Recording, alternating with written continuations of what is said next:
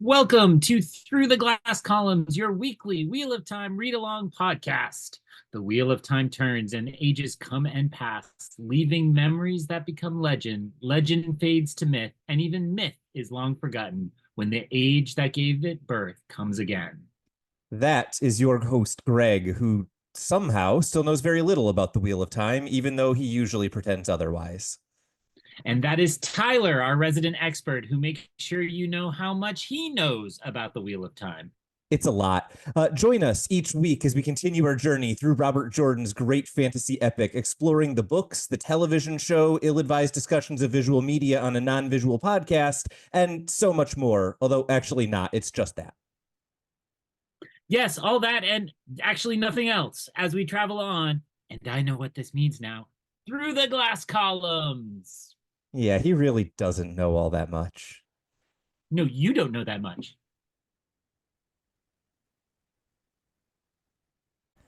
Hello, everyone, and welcome back to Through the Glass Columns, your weekly Wheel of Time read-along podcast. I, of course, am Tylor, your host, who starts this podcast by telling you how much I love these books, and then every time I ask Greg, hey, Greg, how bad are these books feeling right now? But I don't know if that's my takeaway from here. I think we had a couple of chapters this week that maybe didn't push the plot forward, but got me excited to see some parts of the world we haven't really glimpsed in some time, or maybe get in some characters' heads that otherwise we haven't been in for quite some time. So, Greg, I want your opinion. What did you think of these chapters? Did you hate them? Well, first, did you use couple there because you only liked two of the three, or did you forget that we read three this week? I firmly believe that couple means 2 to 4, and I don't care what grammar says. All right. So Tylor is, of course, asking me about Chapter 19, Matters of Toe, Chapter 20, From the Stedding, and Chapter 21, To Shadar Logoth. A name we have not heard in a long time.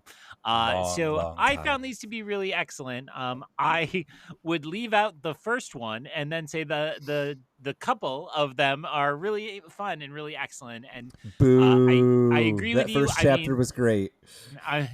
dreams, prophecies. And so I will say I was excited as soon as we, to go behind the scenes. Basically, in the 1 minute before we hit record, one of the two of us inevitably says, "Oh, I forgot to write down the chapters for next week." And from that moment in our last recording session, I heard the word steading, and I was excited to get back to some Mm. Ogier. Although if I'm keeping it 100, and what is this if not a podcast for confessing our true feelings? I gotta say, I realized I really like uh, Loial in the book, and I kind of don't like him in the show. I don't know. The effect isn't working for me, or at least maybe I need to finish this season and he comes back strong. But it feels a little like Loial is expensive, so they use him even more sparingly than in the books.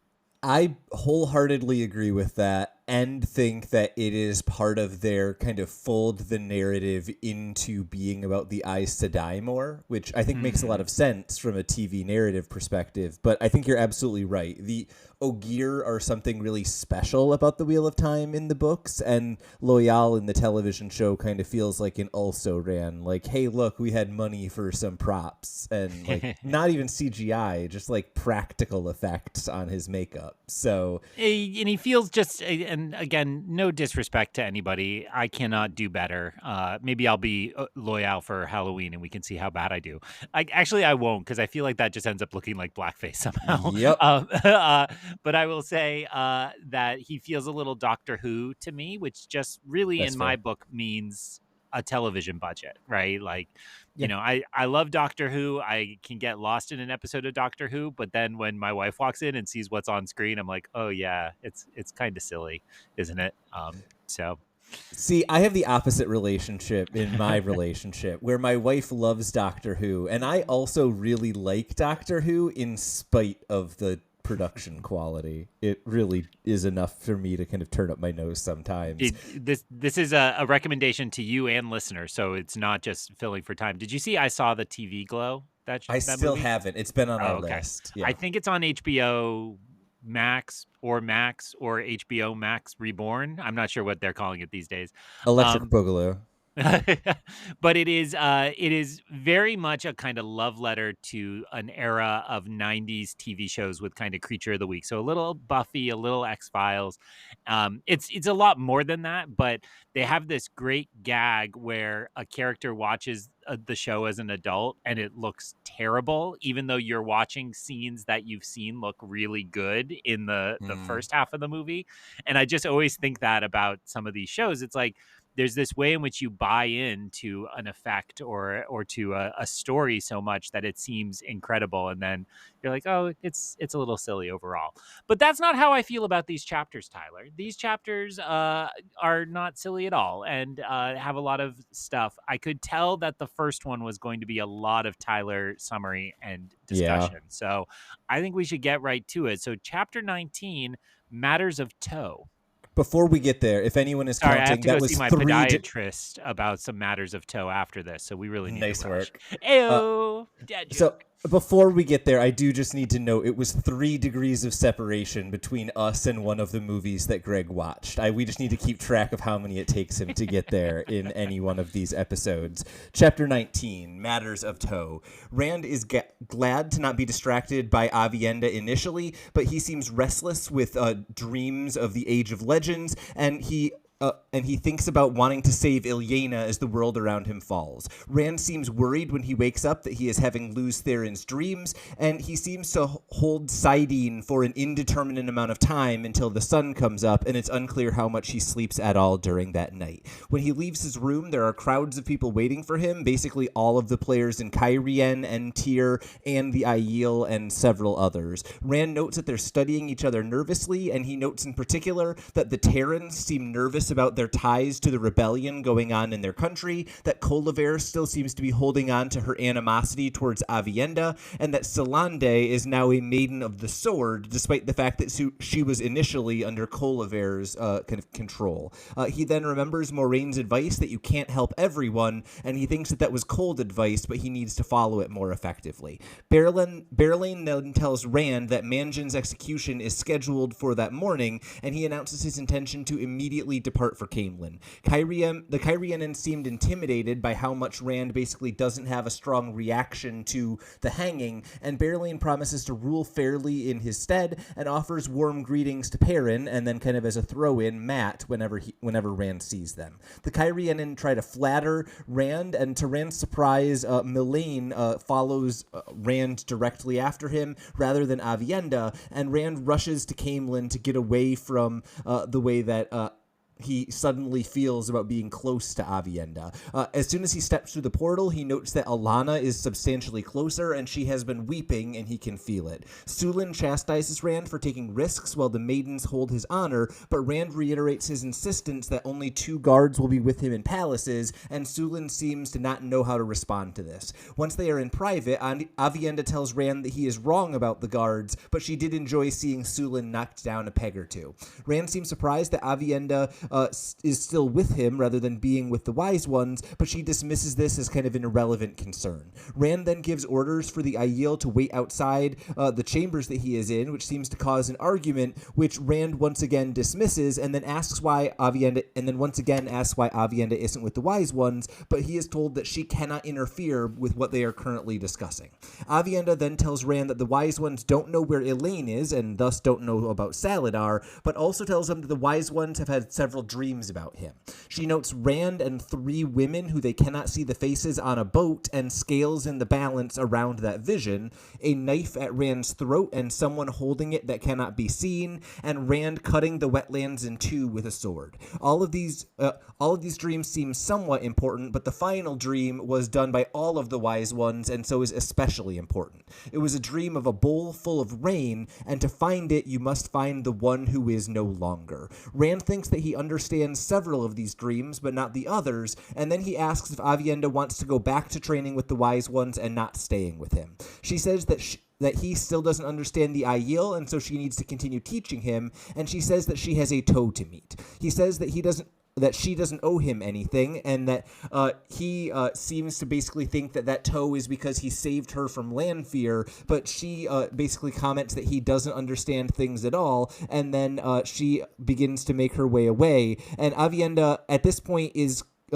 she chastises a nearby maiden who seems to be smiling and enjoying the conversation that she's observing. And Aviendha, even at this point, kind of continues fighting the maiden after she throws her status as not yet a wise one, but no longer a maiden of the spear in Aviendha's face. But eventually there is a sarcastic exchange with a male Aiel, and then eventually Aviendha apologizes and is told that her toe is small, and she thinks that she can meet this toe, one by killing herself and the other by killing Rand, but she needs to somehow meet both of the toes at the same time. I think I kind of slightly jumped over the part where we switched between the two POVs, but that's okay. I lose my spot in my notes sometimes. Greg, what did you take away from Matters of Toe?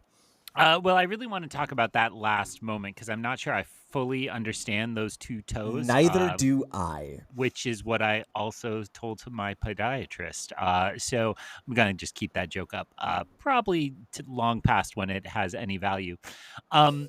So my joking aside from the beginning, I actually found not the dream section that engaging, but I did like the prophecy, section. And I know the prophecies are based in dreams, but in so many ways, they felt like the same things we've heard before from other plot lines in other directions, but viewed from this perspective. And that's kind of fun, right? Like that they all might have these same visions or same prophecies and they interpret them slightly differently, but they all kind of connect together. Yeah, I actually do want to start with a dream because it is my job to torment you in everything that you believe. But once we do that, then I think you're exactly right about how we should discuss those prophecies. But to begin, I'll take it from here. So the dream, here's what you need to know about it. This is my new strategy to feel like I contribute to the podcast, is to shout you just down to interrupt me and demand that I get to do a lesser version of whatever you were about to say. Listeners, write in to say if it's endearing or incredibly grating. I think it could go either way, but that's my brand. So here's what to me feels different about the dream, and then I want you to get into the details. The fact that this is a dream set in the Age of Legends, which is both long ago and also conceivably in ours, as in you and I, Tylor and Greg's future, feels different, that we haven't actually experienced a dream in that space. Is that kind of accurate, or is this me misremembering or misreading? No, I think that's exactly right. The kind of metaphor that I was going to use is that back in the day when I took language classes, before I failed like 3 of them and realized I should not be learning languages, is I was always told you kind of know that you are really learning a language well when you start to dream in it, right? Because that's kind of a sign that your brain is internalizing it and is actually thinking in the language instead of just translating. The fact that Rand is now dreaming as Lews Therin feels like another barrier that we have now passed if we're trying to figure out kind of what level of influence is Lews Therin having over Rand. And so I think you're right to highlight that the kind of setting of the dream is something that we have both not really seen before other than through the glass columns, and it's certainly something that Rand maybe doesn't enjoy, or maybe that doesn't know well enough to be able to describe in the way that he is, right? It's not that he has never seen it. It's that he is using the correct terminology for it in a way that feels like this isn't Rand experiencing this ancient time. It's actually Lews Therin experiencing this time. And the other moment that kind of sold that to me is that he doesn't think of the woman in the dream as either Ilyena or Elaine. He thinks of her as a blonde-haired woman who needs to be rescued. And that description of someone that probably does have a name as something that applies to both of the people in Rand's head really stood out to me as kind of telling of where they're at. I don't have too much more than that. I think you identified why this dream is unique and interesting, but the wrinkle of what does that tell us about Rand's mental state, I think, is really where I immediately jumped to. Well, and I will say then that dream also feels like, again, who knows when we're recording, but I maybe just watched Mission Impossible Fallout, which is the best in the Mission Impossible series. I'm not taking questions at this time, Tylor. It is, but, it features this kind of action movie cliche, which is you kind of open on like a nice, wonderful scene, and then suddenly, a nuclear bomb goes off in that movie and everything gets turned to ash, and then the hero startles awake. And so this dream felt like that. Like we're getting this Yeah. vision of this future that everything looks perfect, but then it's, action movie or superhero movies do that kind of thing all the time where it's like, oh, but it all is falling apart and Or the Chris planes Nolan are falling from the biopics. skies. Yeah, yeah, that's true. So all of that kind of felt like, a little bit of a cliche, but this would have been written before those cliches. But it felt to me that more than anything, it's like Ranzin lose Theron's head and there's imminent doom a coming. So I guess the one more question I have before we get to prophecies is Rand running to Cairhien because he wants to get away from the crowd of 800 people who he doesn't want to deal with, or is Rand running away specifically because Manjin's hanging is that morning? Because he doesn't think I'm going to leave until Berylane announces that he can attend the execution. Well, to speak of another cinematic masterpiece, get out your bingo card, listeners. It reminded me of Indiana Jones and the Last Crusade when there's the classic kind of Indiana Jones classroom scene, and he goes back to his office, and there's a mob of students waiting for office hours, and he says to the secretary, like, take everybody's name, put it in the order in which they arrived, and I will see everybody. And then he goes in his office and climbs out the window and leaves. And so this felt like Rand, like climbing out the window and leaving, right? Like, Yeah. I'm not going to deal with any of this. So I connected it much more to the big crowd. That's also my office is in a basement and I don't have a window, but it's also my dream someday to have an office where I could say, take everybody's name down in the order in which they arrived and I'll help everybody, and then climb out the window. So I think Rand is climbing out the window mostly to avoid it all. But Manjin is obviously the most prominent bit of business that he does not want to be a part of. So it works both ways. I to just quote want to my co-host, "Porque no las dos." Nice, good work. You quote me quoting that old El Paso commercial so many times. I don't know that commercial at all. I just know you, so I just incorporate it into my general lexicon and spread it around as many places as I can. Which I think my one internet fan, Ben, continues to hear me say it on like every show I'm on. So absolutely we'll see incredible. who can do the forensics on that. So I just also want to point out that when you call a movie a masterpiece and then begin the title of the movie with Indiana Jones and I think that's the most words you can get in and have me not know if it's actually a masterpiece or not. Let's talk about these visions that the wise ones have, because I don't really have too much to say about the Rand and Aviendha kind of flirtation other than I think it's really well drawn here. Yay, we saw an on-screen romance for a couple paragraphs. The thing that really stood out to me about these visions is the first one, because we are given a visual description of Rand and three women whose faces cannot be seen on a boat and scales that are balanced around that image. We have heard that exact same metaphor described in a verbal prophecy 3 chapters ago. In fact, I don't even remember from the past that this vision from the Aiel exists, but I know from my many years on Wheel of Time fandom the 3 in a boat prophecy, because that's how we refer to Nicola's prophecy. And so it's really interesting to me to think about when Nicola gave that prophecy, we were talking, is she saying some words in English that were actually in the old tongue and she wasn't fully translating them? The idea that a prophecy could be in the old tongue and visual and have the same metaphors all at once was really cool to me. And then you should also just say what you think about the prophecies, because there's probably not enough meat on that bones for you to talk about. I mean, I do think that's the kind of hook here to me is that I guess dreams are the best language to think about that, right? That dreams in the classic Jungian sense are just like landscapes of symbols, right? And allegory. And so the idea that prophecy also functions that way, that everybody kind of gets that same, we'll just call it psychological idea, and then views it through the lens of their own experience to kind of have slightly different things or slightly different meanings. And so the idea of the old tongue versus something visual in a dream kind of feels like that kind of translation to me. Totally. Between different ideas. There's a lot of hay about like when Native Americans first encountered, the Europeans arriving to unfortunately conquer them eventually, it was like they couldn't conceive of what the ships were, right? That they couldn't Mm. even perhaps see the ships because of that. And so it felt to me like that same thing. Like there are parts of this that maybe just kind of beyond conception. And I think that all that has been kind of debunked about Native Americans, but it's a helpful metaphor. It's Yeah. like something that exists so far beyond your normal experience, you don't end up with the right language for it, which is also kind of a plot point that I won't get into from cinematic masterpiece Indiana Jones and the Dial of Destiny. Yes, I'm saying it, Tyler. I'll say it. I'll throw it in. That one wasn't a cinematic masterpiece, in case you're keeping score at home.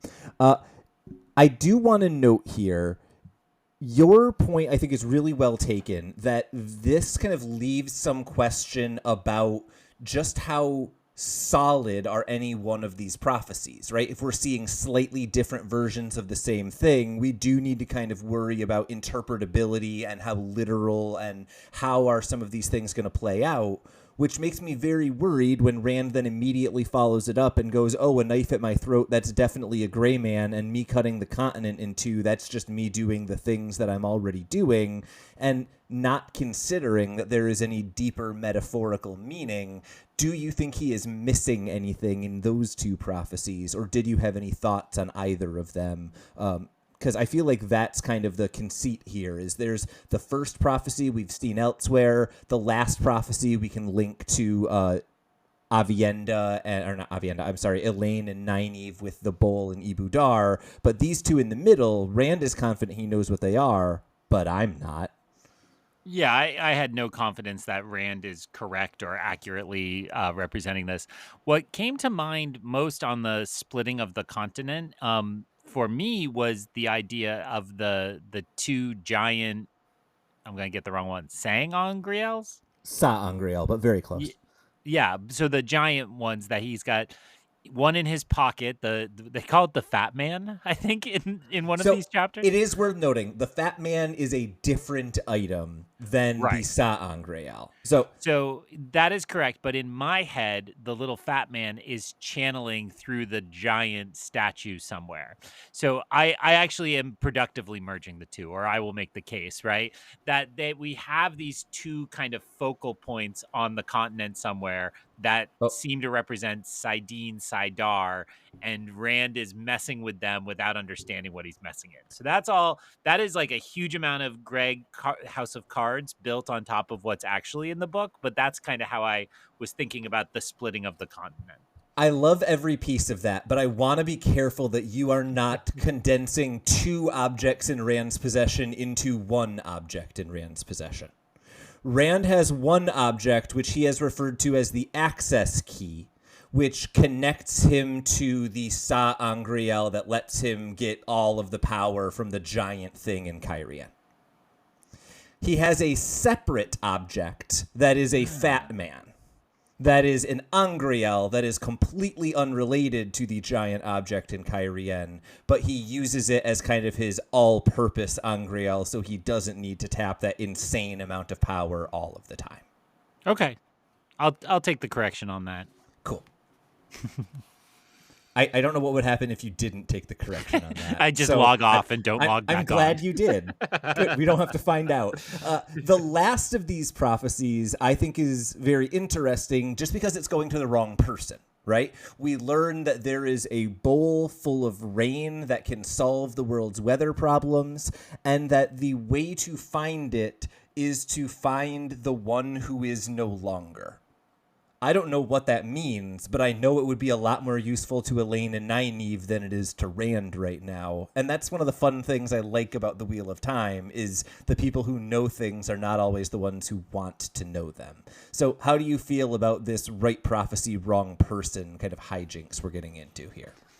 I mean, that's like beautiful, delicious, dramatic irony, which we've talked about before. That Robert Jordan does like to play with between plot lines, but it feels like it's been a while since we got such a good one, right? That Yeah. like, oh, we have this kind of confirmation for us and only us that the girls are on the right track and they have the right idea, and that yes, getting to the bowl can create rain or improve the climate for everybody.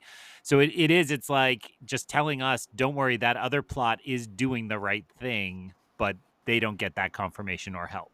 Yeah, no, I think that's exactly right. And I am now kind of left with, is there any point at which Rand figures out that this message would be more useful for someone else? Or is this going to be one of our many previous kind of missed connections where someone knows something and is never able to give it to the person who needs to know it? What a Craigslist listing that would be. Me dreamed of a bowl full of rain. You needs to find a bowl full of rain. Sorry, go on. No, sorry, I'm laughing too hard for you to apologize about that. That was good work. I did skip over one thing in my summary because I got slightly lost in my notes, which is at the end of the chapter, Lews Therin chimes in briefly to note that he destroys everything he loves, and Rand thinks that he doesn't know what he can stop himself from, or he doesn't know who he loves, but he knows who he can protect from himself. And I thought that was both interesting on the is Lews Therin kind of really there page, because it kind of taps into what is he responding to. But also, I think it's just interesting how much in this chapter in particular, Rand notes other people's kind of coldness or distance and seems to embrace it rather than reject it. Okay, I'll remember that. I won't remember that. Excellent. We then get my favorite part of this chapter, which is we get in Aviendha's head, which does not happen very often early in this series. And I've mentioned before, Aviendha is one of my core 4 characters I absolutely love and will follow to my grave in this series. They're amazing. And this is our first kind of vision into why, is because I think Aviendha is so well written in the first 5.5 books because she has this kind of deep motivation that we as readers don't fully understand, and glimpses like this where you get a better understanding of she's being driven by Tow. She feels like she's betrayed Elaine. She feels like she's betrayed Rand. She doesn't know how to meet her Tow. All of that kind of informs the messy, she seems like she wants to be with Rand and wants nothing to do with him that we've been experiencing before. It's still a mystery and very opaque after this section of the chapter, but I at least can kind of get her as a character, even if I don't fully understand the situation she's in.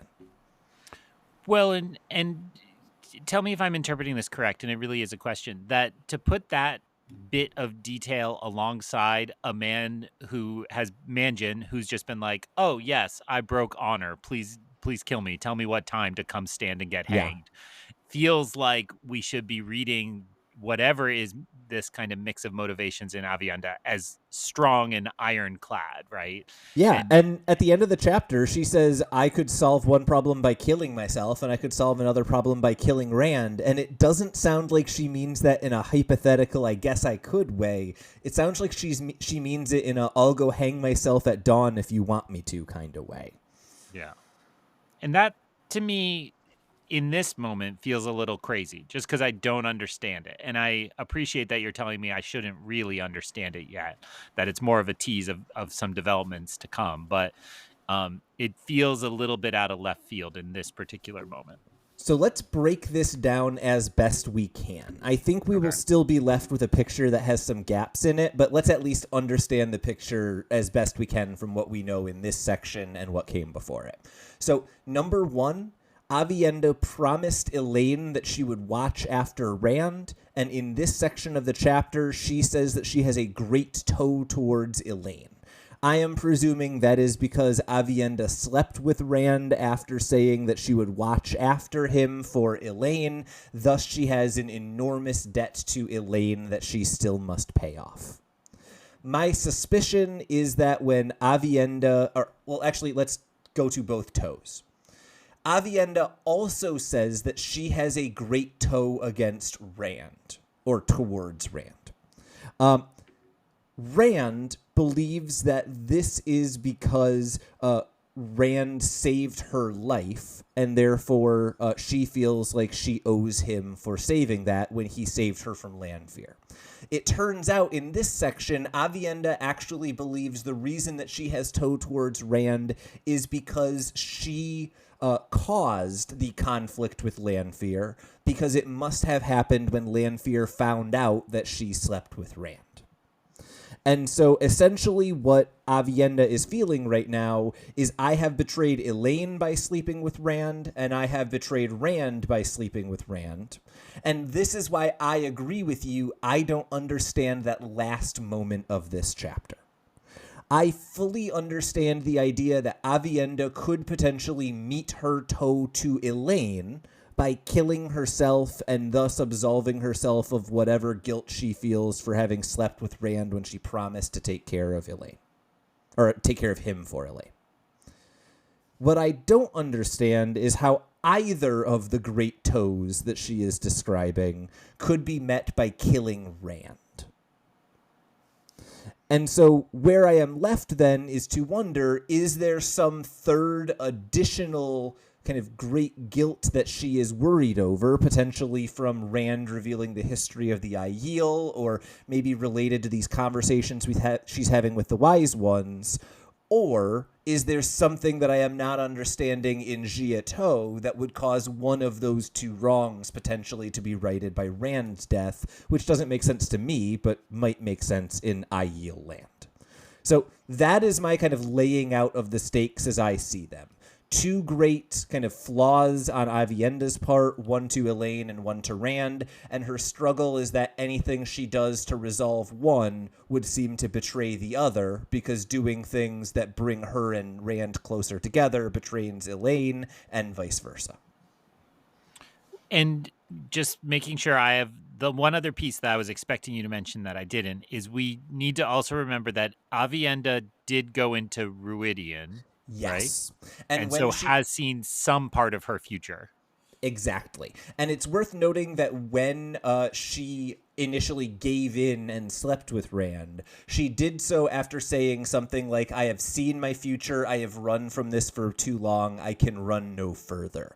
And so Aviendha very clearly did not want to sleep with Rand. She viewed that as an enormous betrayal of Elaine, and only gave in part because she had seen in the rings that she would never be able to avoid violating Elaine's trust in that way. So I think you're absolutely right to point out that the Rings of Ruidian are kind of putting her in this odd position of being duty-bound to not do something and knowing that it was inevitable that she would do it anyways. And if you go back and read the fifth book in particular, Aviendha feels like she is all over the place. But if you read it with that in mind, everything she does makes a lot more sense. Okay. I mean, I'm not going to, but I accept your word for it. All right, that's what I've got for you there. I hope that that makes Aviendha's section of this chapter make at least a little bit more sense, Greg. Any last thoughts before we jump into chapter 20, which I'll be honest will feel like part 1 of 2 of these next 2 chapters. They flow into each other very naturally. That in my head that this feels like a 1 and then a 2-parter, which I've been dealing with in other parts of my podcasting life lately, to keep it slightly vague. So yeah, it's Andor. It's not vague. Take us right into From the Stedding. Chapter 20, From the Stedding. A servant brings word of 3 Ogier in Caemlyn, and Rand surprises the servant by showing personal interest in that individual, and then heads towards the Ogier while continuing to ask questions of the servant. There, he meets Haman, Covril, and Aerith, all of them Ogier, and Rand notes that there is a crowd of Aiel around, but when he questions Sulin about this, she says that they gathered to meet the Ogier, and it's certainly not a guard.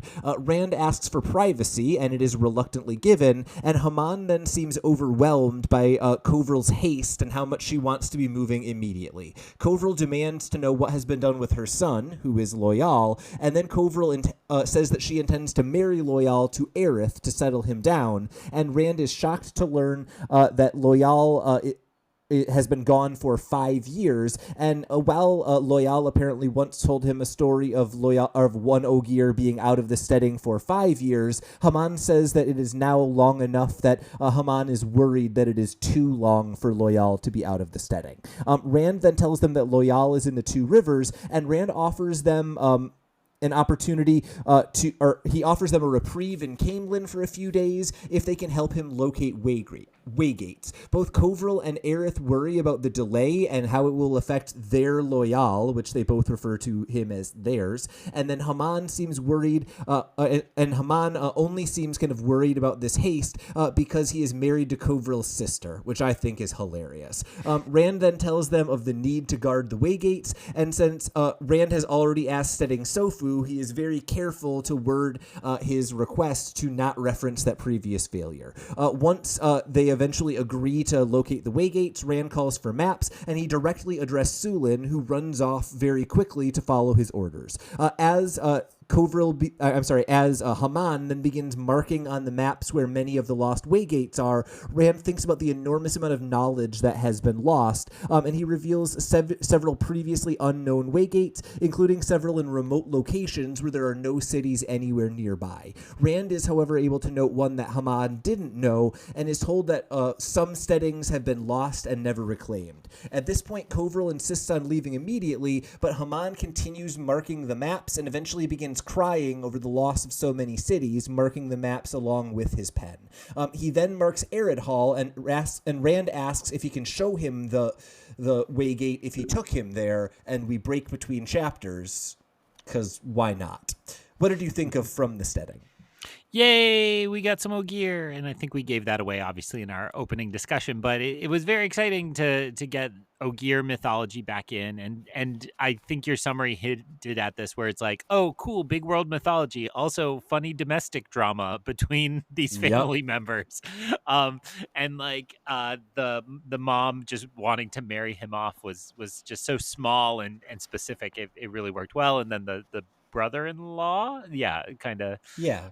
it all worked well for me. I think this the other piece of this is that I think this is a very common video game trope, but I'm playing one right now where you have your map and then you go learn, you like read a book or talk to somebody and they're like, oh, I'll mark on the map the other collectibles you need to find.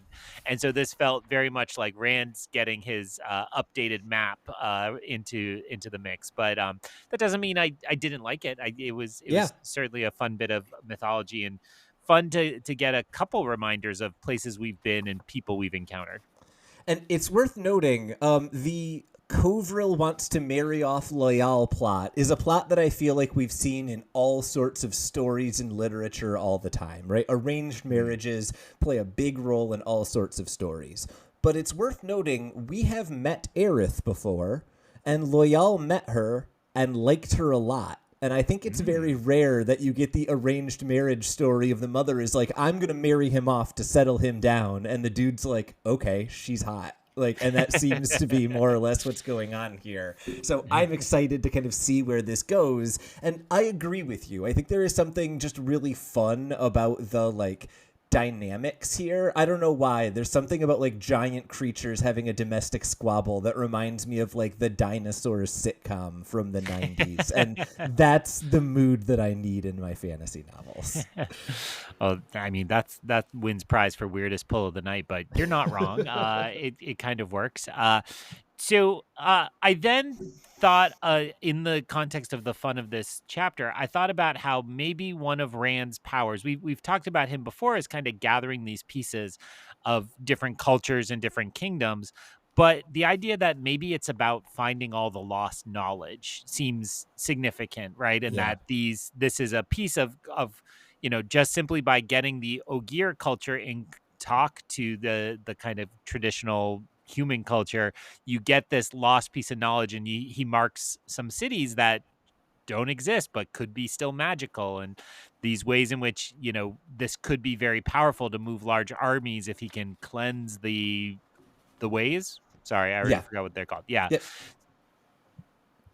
No, and I think it's really exciting, and it's what I like about fantasy, right? When you're able to build worlds that are so big and lived in that you can play around with what isn't known and what is missing and how do you kind of fill in those gaps is always something that I really enjoy in stories like this. I think in particular, the moment that I really kind of liked about this was Rand kind of thinking through where the Waygates were and how it related to the breaking of the world. Because Rand has been kind of dwelling so much on his future and how he is going to change the world. And in just the last week, we were talking about Rand's school and how he wants to preserve knowledge. And so I thought that that tension between kind of what is lost and what remains really worked. And it reminded me a lot of like Tolkien and how he writes about the elves and kind of the idea of these people who remember like the birth of existence and yet are still just around and hanging out and having kids and chilling is like a really interesting idea. And that's not quite the case with the Ogier, but I thought Robert Jordan did a really good job of kind of showing what is lost to the Ogier is not what is lost to humans because of kind of the difference in how long they live. And so that both emphasizes how quickly Rand feels like he is losing things that still feel recent to the Ogier, but it also highlights how much more meaningful it is to lose when you're not losing something after 100 years, but 1,000 years. And putting it all on that timescale is still something I fail to do well when I'm reading, but like it is incredible to think about, like, yeah, with a simple gesture, this Ogier might have marked a city that was lost thousands of years ago and might have riches, it might have a library, it might have, strategic value. There's just all this possibility to it. Yeah. And thinking of Tolkien, there's some line like the ring fell out of existence or something like that, like Oh, out of yeah. all knowledge. And it's like, yeah, you can imagine some of these powerful forces being brought back in, which doesn't feel unrelated to the dream Rand had about, that this was a modern technological society that fell apart. Like, what's still out there now? It sounds more like a Planet of the Apes movie or something like that. So I think that what this kind of reminds me of is I don't know why this is the case, but I remember being like 9 or 10 and reading about the Library of Alexandria and just being like, what do you mean? Like they could have had anything written there and it's gone. Like we just don't know. Like they could have had planes. We don't know.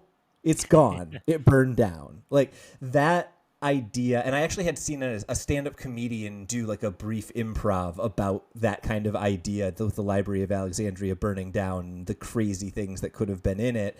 And that's what this kind of makes me think of, is as we're now marking all of these distant, never before seen places on the map, we've seen what Shadar Logoth looks like. We get a reminder of it in the next chapter.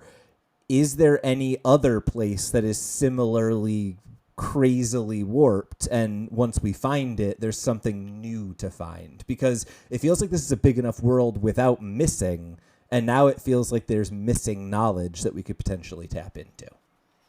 Well, and it also makes me think of the Perrin storyline and this idea about the kingdom of Manetheren and how powerful that lost kingdom is. And if I'm reading this chapter correctly, there could be like 10 more of those, right? Yeah, well, So it seems crazy. I think they even note there are 6 Waygates in the Mountains of the Mist that could literally be like 4 other sister cities to Manetheren in the same kingdom. Like we are talking a big scale when we look at this map. Other than that, I thought the image of the teardrops on the map was really beautiful, and I don't have too much else to say about this chapter. What were your final thoughts? Well, just I either I didn't remember or it was new information that there's like a ticking clock on Loial's life, that he's been gone too long, and this thought that if he's been gone 5 already, the only ones who have returned have been kind of racked by that distance and that time, right? That one couldn't walk anymore, one went mad. And so while I think I was rooting for Loial to like stay in his adventures because he's having a good time, it's like, oh, maybe you should go recharge your batteries a little bit, buddy, and then catch up with us later. Yeah. No, and that's the interesting thing is I feel like I had in my head that he had just left the Stedding when he met up with Rand and them, and so that would have put him at like maybe almost 2 years out of the Stedding. Adding an additional 3 before that just completely changes the context of how kind of long and how difficult dealing with that length of time out of the Stedding will be for him. Because you're right, it's something that had been mentioned and then kind of immediately glossed over by Loial. So it's interesting to hear someone else tell us how serious it really is. Let's then finish our thoughts about the Ogier in Chapter 21 to Shadar Logoth.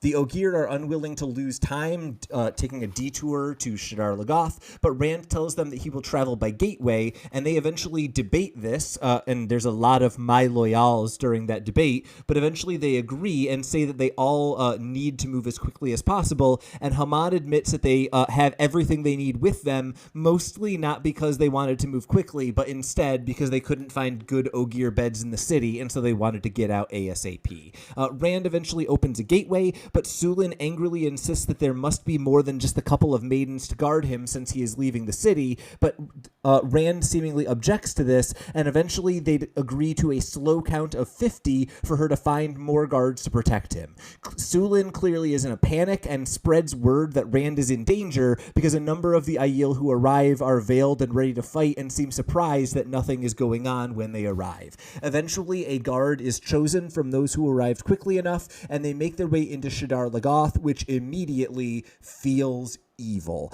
Haman comments on the way that it feels, and Rand thinks about the last time that he was here and how much their separation as a group caused changes among them, and also how Padden Fane followed them here, and he seems to have been changed by it as well. At this point, Haman mentions that he can feel the waygate, and they begin to make their way towards the waygate. And once they arrive there, Haman offers to close the waygate, but Rand thinks that he could make use of it at some point, and he doesn't want to make it a difficult process to reopen it. So instead, he chooses to weave a ward that will not affect humans passing through it, but will kill shadow spawn who pass through it. And in particular, Rand thinks that it will kill them very slowly, so that an entire army could pass before anyone notices that anything was wrong, and he thinks of this as especially devious. At this point, he looks around and counts the Aiel and realizes that one of them is missing. Rand is immediately furious that she left the group, and Rand orders a search in pairs, and he orders the Aiel not to enter buildings, even if they see Leah in a building. If she will not leave it, they are not allowed to enter. Rand chooses to search with the Ogier rather than splitting that group up, and they search for what seems to be hours as the sun gets lower and lower in the sky, and eventually the Aiel argue they cannot find her, and Rand realizes that if they stay any longer, they will be trapped in Shadar Logoth and likely die. Rand eventually opens a portal, despite the fact that he feels terrible about leaving Leah behind, and they arrive in the Two Rivers. After a moment to orient himself, Rand directs the Ogier towards Emon Field, and as they depart, Covril promises not to tell anyone how they arrived, and Haman tells Rand not to kill himself. Haman says that Rand must reach the end of his road alive. Rand promises that he will, and then he opens a portal to Caemlyn after looking towards his old farm and thinking that the pain that he is feeling is a memorial for Leah. This was a good chapter, Greg. What did you think of it? Yeah, it was a really fun chapter. I mean, I thought a lot of the television show because that's like where I get the visual sense of Shadar Logoth, but it was a good bit of action.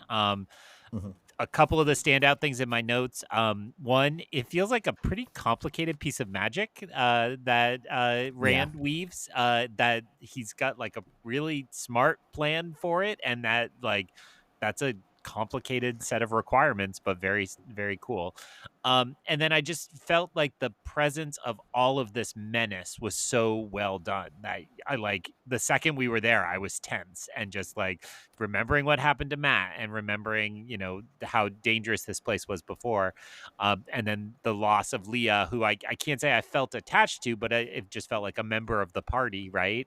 And then those closing moments in the Two Rivers were really quite beautifully rendered. So I just jumped through like a bunch of my notes kind of in random succession, but I feel like this is probably one of those plot chapters that we can just like celebrate and look at without having too much to talk about. Yeah, I think that's largely correct. There is one thing that I think is very easy to miss, but it's like the sixth version of this plot we've gotten, and so I think we need to at least make sure we talk about Sulin in the first third of this chapter, right? So Sulin is this maiden of the spear who seems to lead the maidens. She is the one who approached Rand in the previous book and threatened to break her spears unless Rand allowed the maidens to protect her. She is the one who confronted Rand during the battle about going off to fight but not wanting an honor guard, and she is the one who throughout this book has kind of been in these arguments with Rand about how many guards should he have. And so the fact that this chapter begins with almost the slapstick of her and a bunch of Aiel very clearly guarding Rand but trying really hard to look like they're not, and then it kind of in the middle is this Sulin figuring out how do you navigate Rand not wanting to be protected but needs to be protected, and this almost comical scene of her running off and demanding that people protect Rand, and then it kind of ends in tragedy with Leah's vanishing. I thought it was a really interesting dynamic to see that very played for laughs comedy plot turn a little dark at the end. Yeah, and definitely tie into that the moment you mentioned in your summary for the middle chapter of oh, we're just all here to see the Ogier. Don't worry about us. And it did feel like that one was played for laughs of an obvious lie, and then this take everything you just said and then tie in the kind of ominous warning at the end, you can't die. You have to make it to the end of your path. One of these founts of ancient wisdom is saying that's the way forward. Made me feel Rand, you got to be a lot more careful than you're being. I do also want to note one more thing about Sulin, which is that when she is gathering all of the Aiel and running off and shouting, after all that is done, one of the other maidens of the spear tells Sulin that she has tow because she spoke to a Gaishane as if she was a maiden of the spear. And so we should be looking forward, what is Sulin going to do to make up for that tow? Because we know the Aiel are willing to do more or less anything when they incur kind of a social debt in that way. So that's one additional thing to be watching out for with Sulin, is she now has tow towards someone. Once we then get through the portal, I want to highlight two things that you said and tied them together, right? One is that you talked about kind of the dread of Shadar Logoth and how kind of well realized that ominousness of it is. I think that's exactly right. And then two, I want to point out that you are exactly right. Rand's trap is nasty. It is evil and mean in a way that we haven't seen much of him. And I want to add one more detail here. When Rand notes that Sulin is missing, his immediate response is not concern, it is fury. And let me add a fourth one. Lews Therin doesn't speak once in Shadar Logoth. And I am left wondering how much of their personalities are blurring here as opposed to them being distinct, because it really feels like this channeling that Rand is doing has to come from Lews Therin's memory. We haven't seen him learn anything like it from anyone. And I feel like fury, as opposed to concern for the women under his charge, feels a lot more like a madness thing for Rand than his default position, right? He never really got angry at Elaine or Egwene or Nynaeve for, situations where they were in trouble. I'm really kind of reading this section of the chapter as a red flag for Rand as much as I am good for him for coming up with a good plan. I'm not going to pretend I also saw that, but it fits very much with where Lews Therin was more present around Forsaken and around kind of channeling in dark magic. And then it's oh, what if we're at a point where this is so strong a bit of darkness that Lews just drives the bus and we don't even notice at that point. So seeing that as a blending or as an overriding seems logical to me, and I accept the case you laid out. Yeah, I also just want to point out Rand's kind of cruelty in this also mirrors Shadar Logoth, right? We get a reminder of how this city formed in this chapter, and the story is they were not evil people. they just hated evil so much that hate took over their hearts and they became suspicious of everyone, and the city ate itself like a snake eating its own tail, right? We went full Ouroboros Aes Sedai on it. That being said, there is absolutely no political commentary about what it looks like to pursue evil so hard that you become evil yourself. Greg, say anything other than how that might apply to our current lives. Well, it makes me think, in Star Wars, you have places rich in the dark side, and it kind of changes the mood of people and characters. Or Harry Potter, the 7th book, where they're taking turns wearing the Horcrux, and whoever's wearing it is a total a-hole for a little while. And you're like, yeah, that's what darkness does, right? It's a very literal, on the nose metaphor, but it doesn't mean it's an ineffective one. And Marvel, well, again, who knows when we're recording, but maybe a recent Marvel movie dabbled in that same exact kind of theme, but Tyler hasn't seen it, so I'll keep it broad. But it is kind of this common thing that we want to feel like sometimes our environment shapes us that directly, and that our actions are a function of that as much as our choices, and it's fun. So I liked that, and it again adds to that just total tone of menace of this chapter. Yeah, I think that's exactly right. I don't really have anything to say about the search for Leah other than I'm really proud of Robert Jordan for writing an all-day search in less than a page. That is how it's done, people. I liked the kind of, I think I can see her in a building, don't go in the building. Like, yeah, that felt like it'd be really fun to see on the show eventually, or something like that. And it felt like it flowed really well from Rand's experience himself of like, oh, I went in a building and nothing bad happened, and then Matt almost died. Like, you can immediately see like the links being drawn for him and how he's arriving there, which I always appreciate. I guess then what we've got is, as you mentioned, just a beautiful scene at the end of this chapter. They arrive in the Two Rivers, the Ogier give a gracious exit and then tell Rand, don't die if you can avoid it. And Rand, I really thought the moment of him looking out towards his old farm and then thinking he can't go there because the pain is a memorial to those who have fallen along the way is awful and backwards. Don't do that to yourself if you're a human. But it's beautiful writing. Yeah, and I mean, it's a reverse Luke Skywalker, right? He's not on the farm looking out for adventure and excitement. He's in the adventure and excitement looking out to the farm, which I just really like. And there's only one moon, which is just weird to Luke Skywalker. But it just is really beautifully written, like you said. And again, these moments that show us how far our characters have come and how much they're sacrificing.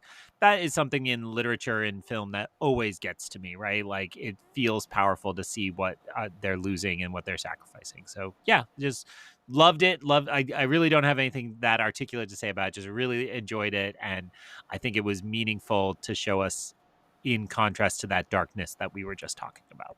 Yeah, I think that's exactly right. I have nothing else to add other than if this book was much, much more popular, Family Guy would absolutely have a scene where the Ogier come out and walk towards a farm and then immediately get shot because everyone thinks that they're Ogier. That's my final thought on this chapter, honestly. And let's leave it at that. So, hey, listeners, did you enjoy reading 3 chapters? Because guess what? We're doing it again. So next episode will be chapter 22, 23, and 24. That's Heading South to Understand a Message and an Embassy, which takes us, we believe, past the 50% mark in this book, which is very exciting. Speaking of which, and Tyler does not know this, actually, when I got bored last episode and sometime he was just chat, I went ahead and I ordered what I had seen in a store, which is that the next 3 Wheel of Time books, which would, of course, be A Crown of Swords, The Path of Daggers, and Winter's Heart. If you're buying mass market paperbacks, they're available as a set of 3 in a little box. So if you feel committed to this podcast, and I am revealing that I am feeling committed to this podcast, I went ahead and ordered my 3-book set, and so I'm very excited to get that in the mail. I got a good price from bookshop.org, which is a great website. If people don't use it, you can tell them what local bookstore you like to shop at, and they share the profits right with that bookstore if that bookstore bookstore is a member. So I think my box set was $30 and it said $9.50 of that was going straight to a bookstore down the street from me that I want to support, but they don't always get Wheel of Time books in. Cool. So people should check it out, give it a try, commit to the box set. Tyler, say some words and then the name of the podcast. You know, I think it's very frequent that I come on at the end of the podcast and I'm like, hey guys, there's exciting stuff coming up and you should be pumped about it. We're at the point of the series. You know what? You know the rhythm of these books. Good stuff will come when it comes. Robert Jordan likes to wait and then gives you some really exciting moments. And you know when they'll come? In 1 to 14 weeks through the glass columns. So ends another episode of Through the Glass Columns. We thank you for joining us and continuing with us on our quest to cover all of the Wheel of Time in our own sweet time.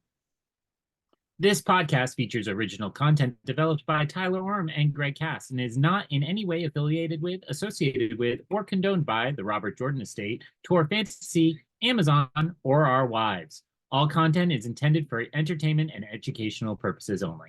If you're enjoying this podcast, please seek out the books from your local bookshop or library and join us as we continue our journey. If you'd like to contact us to share your thoughts or give feedback, find us on Instagram or Threads by searching Through the Glass Columns.